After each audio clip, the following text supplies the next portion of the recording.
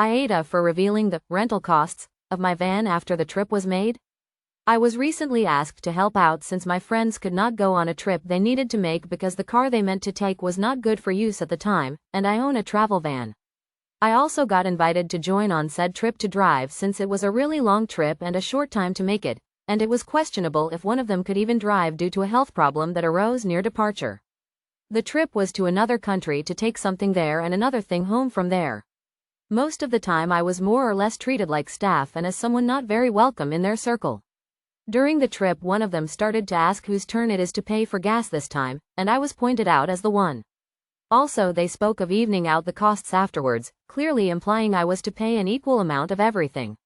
Of course I was going to pay for my own food and other costs like any decent human being would and was not going to ask for compensation for the use of the van to be a fair friend, but was assuming that since the trip was not a holiday trip planned together but rather I was invited out of necessity quite last minute, I should not be paying for gas.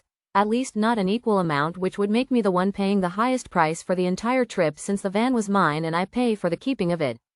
I gave them some time to make their intentions clear about how they thought the costs should be divided, and was left with the impression before mentioned and so decided to let them know that I wanted them to pay rent per mile to cover costs of using the van.